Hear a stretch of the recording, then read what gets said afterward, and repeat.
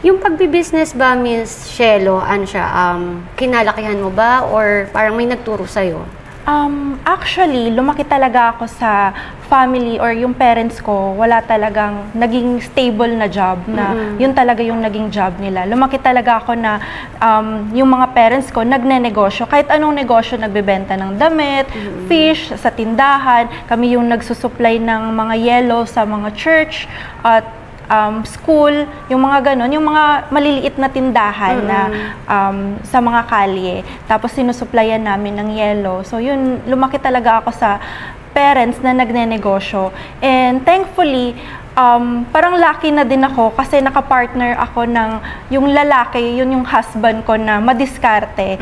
So, tinigil niya yung dati kasing seaman yung husband ko. So, tumigil siya sa pagsisiman kasi nag-support or gumawa kami ng negosyo, yung ganun. So, bali Michelo, nabanggit mo kanina na nagne-negosyo talaga yung parents mo. Nakatulong ba siya sa'yo sa negosyo mo ngayon? Nakatulong siya.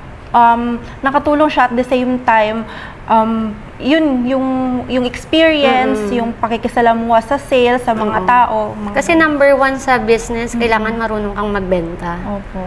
No? So, yun yung isa sa key na nakakatulong sa inyo. Nakakatulong din sa amin. Okay. And then, bukod pa doon na madiskarte. Kasi pag ang negosyo, nagne-negosyo ka na walang diskarte, hindi mag-grow yung business. Tama, tama. Kasi, di ba, ang dami namang negosyante. Pero, yung pagne-negosyo nila, they are what we call self-employed. Yun yung tinatawag na self-employed lang. Yung sinasabi mo kanina, nagtitinda lang ng ice tubig, tama? Hindi nalagyan ng diskarte yung negosyo.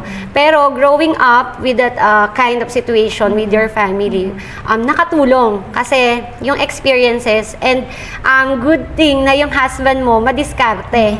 Kasi actually ako din, ang asawa ko madiskarte. So, kumaga, pwede pala yun. So, kaya malaki yung opportunity. No? Hindi pwedeng puro sipag lang. Kasi maraming negosyante masipag lang. Tama.